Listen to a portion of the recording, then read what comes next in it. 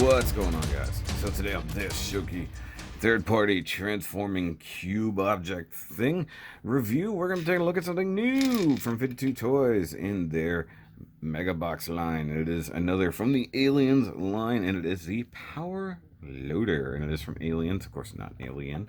And yeah, you got the 20th Century Fox logo down here. You got a nice image of the thing there in box mode and in other mode, and with a wireframe Ripley that doesn't exist. That sucks. Also, this is mirrored. I don't know why. This is actually completely backwards from the actual thing. And you got 52 Toys logo down there. Once again, this was in my weird yellow and black stuff that I all got in at the same time. It's really weird. And turn this way, you got a Megabox on the side, MB-02 Powerloader. And of course, if you guys recall, we have looked at a couple Megabox things already, both with the Lane Breaker and, of course, the Queen Alien. Oh, hold on, I'm going to come up here. Look. Powerloader, invincible Powerloader helps you defeat the Xenomorph Queen. So there we go. That side, Aliens. Nice thing there. Back. Okay. Front, side, back. Megabox. 45-degree angle. All your stuff there. Mechanical design is by Saibuku. Interesting. Cool. Hey, look, you got a sideback thing there. Scan it. I don't know. Made in China. It's a cool thing. 52toys.com. You can do that. And I did get this from the Chosen Prime. They seem to be getting 52 Toy stuff fairly early. But if you're more inclined to get it from BBTS, by all means, wait until it comes into stock at BBTS and get it. Otherwise, go check out Chosen Prime. Not sponsored by any means. I'm just telling you where you can pick it up if you live in the U.S. So let's get this out of the way. By the way, it does have instructions and stuff in there. There's no character card given what it is. So put that on the floor. I just noticed something on the floor. It's not supposed to be there. And it does come in its already completed mode, so I do have to transform it to a box to get it there. I did do a video for the Patreoneers, so they got to see me messing with this on the first go round, and it is a really cool dealie. Though this one doesn't have a very clear box, so to speak. You know, it's a little bit foggy, so it's really interesting that there's different levels of that. And I will say, I have far too many box chargers, as it were. And also you get these guys, which are the hydraulic hoses. They do just kind of go on when you get there. You cannot use them in box mode. There's nowhere to plug them in except for their initial holes, but that's about it. And of course, for comparison, we do have a Wally. So you can see there. Wally, this guy's kind of like you. Not really a robot, though. It's more like an armor. Okay. So it does compact very interestingly, and what I like to do usually with my out-the-box series when it comes to transforming things, I try to transform it without looking at the instructions first, get as close as I can, and I got pretty close. I missed a few small details that made it just a hair easier to transform into box mode. I don't have a Taro video for this, but this one I might do. I'm torn. I'm really torn. And I will say I did have to fix a thing that was wrong with it. It was one of these two sides. So you can see here where this hinge is. One of these sides, I think it was this one in particular, this whole thing was split open and just totally wonky, which did make it hard to transform. Didn't affect the hinge, except for making it loose. But what I did, I pulled it apart. I ended up just kind of sanding down an edge that looked a little bit weird, applying a whole bunch of super glue, and got it back together fairly quickly. So let's go ahead and get it transformed into its actual mode. So this is one of the more disconcerting things. So you've got these claw bits and you flip them out, and they're supposed to do that, but it feels very unnatural when you do. Go ahead and flip up the toesies, as it were. And then we want to start untabbing stuff, as you can see. So we got tabs all along here, a couple here, and then a little round thingy that doesn't actually peg anybody. It's just kind of there. And then as it goes, you want to untab from up here as well. It's probably easier to rotate that than yoink it forward. But to go ahead and get the arm transformed up. Oh, I keep forgetting. You lift this, and now you got this little clippy. You want to flip this up, and it will clip in like so. That's one of the things that was not set like that and out of the box. So it does not come 100% out of the box. You do have to mess with it. Okay. So now we can extend the arm. Rotate that inward. This only is meant to rotate one way. You can rotate it the other way, but you will start making stuff pop off and or break. So just be careful. When it comes to the little forks here, you can slide them out. So that's one arm. Let's do the other one. Once again, you want to kind of rotate that out. You don't necessarily want to just yoink it straight, but you could flip that back, clip that down, utilize your little hydraulic-y arm there, rotate inward, spread these out. I mean, you can do this however you want. And something I didn't show, you got this handle here.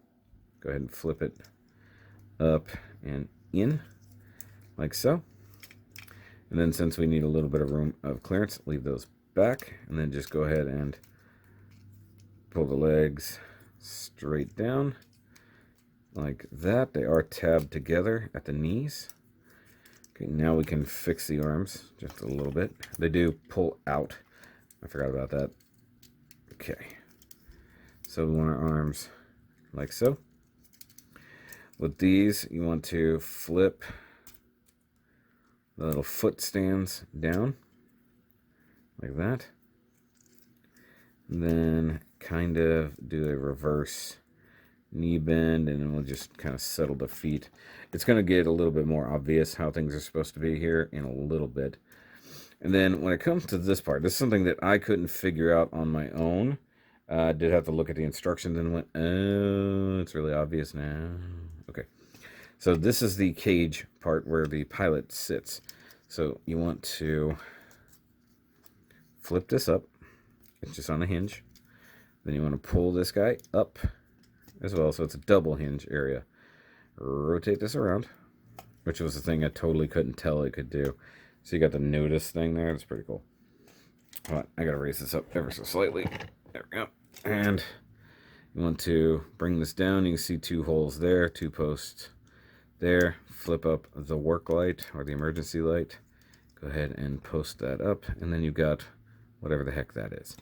Then you've got these two small antennas, which are also not done out of the box. Kind of stuck, actually.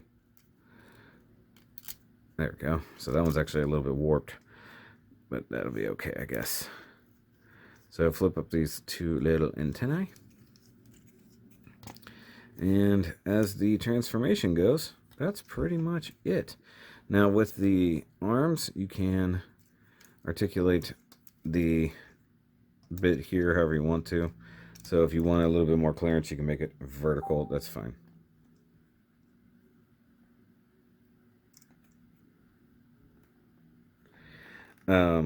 And then from here, we need to attach the hydraulic hoses. So this is something that they possibly show you in the thing. Sorry, I'm getting messages right now. It's really kind of annoying. And from what I can tell, there's I'm trying to figure out the best way to do this. So I think it's meant to do it this way with the two shorter hoses on top. I could be wrong, but it makes sense to me that you would have this hose go here. This one comes down and behind to the leg like that, and then you need two hoses that come up here to the claws. So this is a very neat addition, and it's something that you wouldn't know that you're missing, but it's definitely a thing, you know. And once again, I'm just going by common sense. This is not something I noticed in any instructions. The only thing I figured out was that you had to have the arm in a better position. And like I said, when this wasn't connected up right, you had to stretch it a lot further. And I didn't realize that was an issue when I did it. Let me go ahead and tap this together. And then I got to answer that message. Come on. There we go. And these are just soft rubber. So they do plug together nicely. And there we go. There's our power loader. All done and done. Okay, so articulation wise, it has these big old ball joint shoulders, and they can recess in and out every now and then. Every now and then. Dude, seriously. It's freaking Arthur. He knows I'm recording and he keeps annoying me. Okay, so elbow works good. You have the nice hydraulic thing there. I love the Danger. I love the N1725. All the caution stuff. Powerloader 2. All of these things. Caution signs all over. That's just fantastic. And like I said, you can rotate the arm this way into something that's neat. That caution thing is unbroken, whichever way you go. That's pretty cool. There isn't one on the inside, so that's how you know you don't rotate it that way. That's their little indicator. That's their indicator to not do that. All right. And so you rotate it like that, or you can rotate it here, and then you pull that out because you're a dummy. Get back in there. And the claw thingies, they're on just this slider with some teeth. So you can squeeze it together. Just really neat, in my opinion. Something they didn't need to do. And then once again, I pointed it out, but he does have in and out. I say he. It has in and out movement, which is pretty cool. No waist swivel, because that would kind of break you in half. Think about it. Hold on, this is not happy all of a sudden. What is going on here?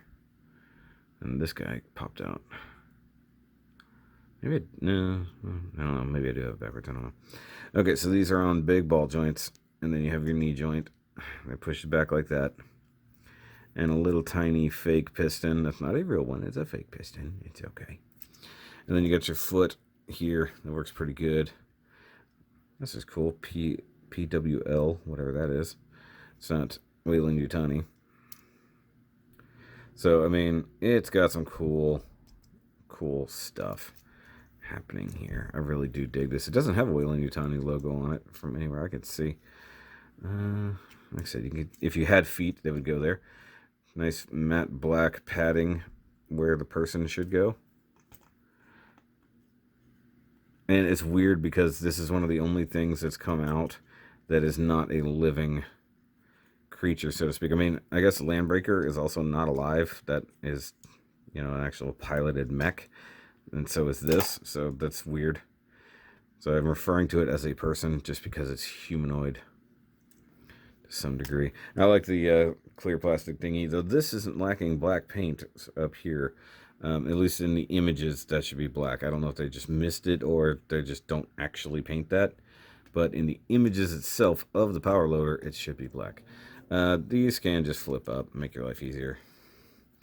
And there's no ankle rotation, which, well, there has to be. Yeah, there is. It's just tight. I was going to say, I can see it. It's like, it's right there.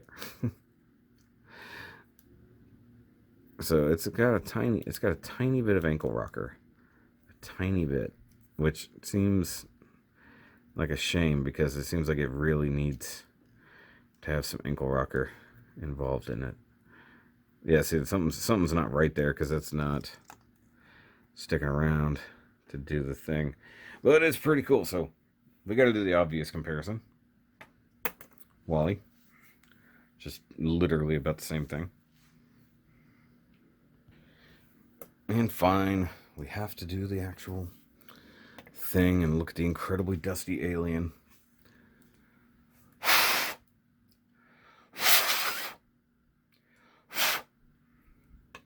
Slightly less dusty alien. So, yeah, she's been up on the top shelf of everything, so she's a little bit dusty, so I apologize for that. But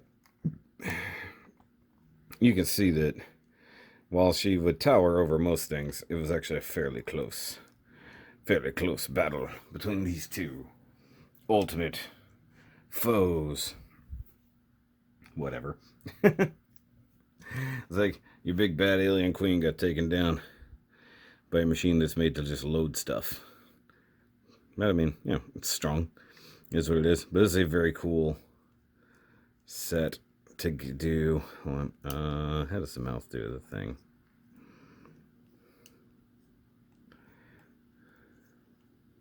I forgot how to trigger the mouth. There it goes. Okay.